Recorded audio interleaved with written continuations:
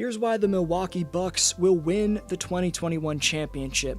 Despite Kyrie Irving going down and James Harden not being healthy, the Bucks handled their business against the Brooklyn Nets. The Giannis-Middleton pairing continues to prove itself as the most dynamic 1-2 punch in all of basketball right now, and Milwaukee has the best defensive rating of any playoff team by far. You're about to see every reason for why I think it's the Bucks' year, and stay tuned to see how the Bucks match up with the Hawks in the East Finals. Only 21.7% of you watching right now are subscribed, so if you're looking for consistent NBA hot takes, then you're in the right place. The Phoenix Suns are looking extremely dangerous, with Devin Booker having just dropped a 40-point triple-double, and Chris Paul returning to the lineup shortly, but even without CP3, the Suns' offense looks unstoppable. They haven't gotten past the Clippers yet, but Phoenix is the team that best matches up with the Bucks.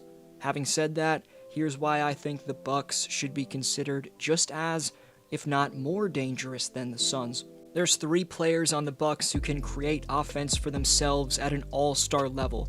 Drew Holiday's been an absolute godsend for the Bucks, as in years past, the Bucks had to rely on Eric Bledsoe to be the main playmaker in pick-and-roll scenarios. Before he completed the puzzle in Milwaukee, everyone forgets that back in 2017, Holiday averaged 24 points per game while leading New Orleans into the second round of the playoffs. Now, I know Drew mightily struggled from the field in the 7-game battle versus the Nets. However, his shot creation off the dribble alone, whether he was converting buckets himself or not, was enough to ease the pressure off maybe the league's most dominant duo right now in Giannis the Greek Freak Antetokounmpo and Chris Cash Money Middleton, Cash with a KH by the way. If you're not convinced that the pairing's right up there with the best 1-2 punches in basketball, here's a stat that might get you thinking that way.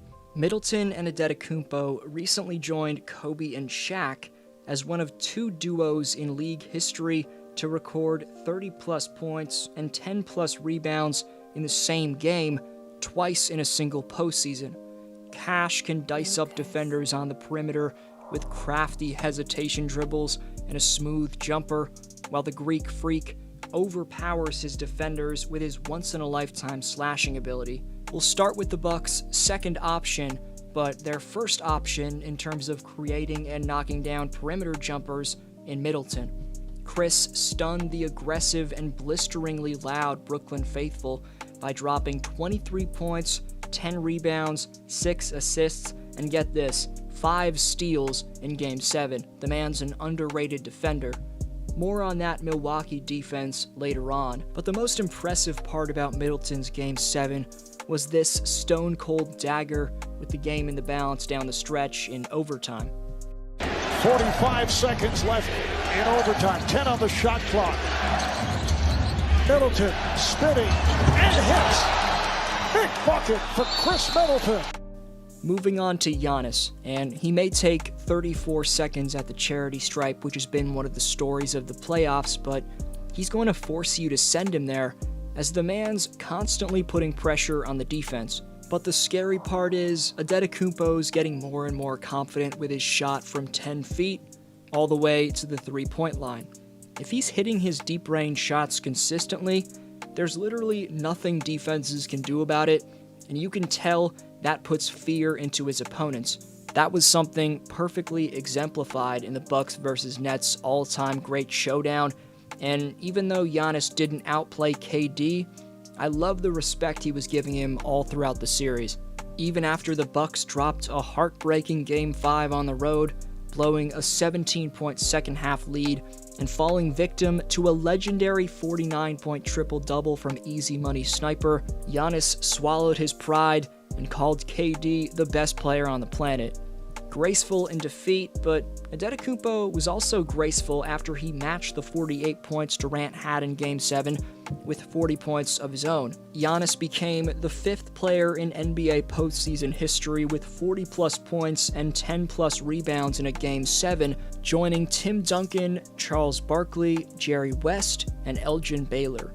But he wasn't rubbing those stats in anyone's face, as here's what he had to say after the Bucks' hard-fought and emotional win to advance to the East Finals. As you know, I said a couple days ago, he's the best player in the world. He's still the best player in the world.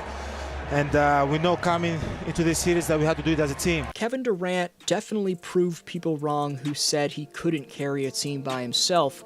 And I agree with Giannis. KD's the best player in the world right now. The man's damn cold.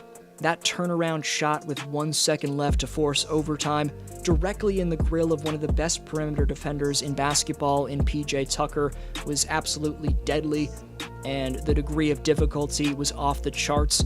Tucker spoke on that shot post-game, saying, quote, "I actually just laughed after he made it because it was incredible. I actually appreciated it being a fan of the game." You see somebody make that kind of shot, you gotta appreciate it, even though it's on you. But Giannis played pretty damn good himself. For the series, the Greek Freak averaged 32 points, 13 rebounds, 4 assists, and a block per game, while shooting 58% from the floor. If you're going to obsess about the deep-range mastery of Kevin Durant, you should pay that same respect to the beastly attacks to the rim from Giannis Antetokounmpo. His Shaq-like ability to bully defenders out of the way using his overpowering upper body strength and brute force allows him to take over games at will and individually. But to win a championship, you need at least 8 to 10 guys you can count on to get crucial buckets. The most important role player in these playoffs has been Brook Lopez, who, after getting roasted by Durant in the pick and roll during Game 5, made some crucial defensive rotations in Game 7.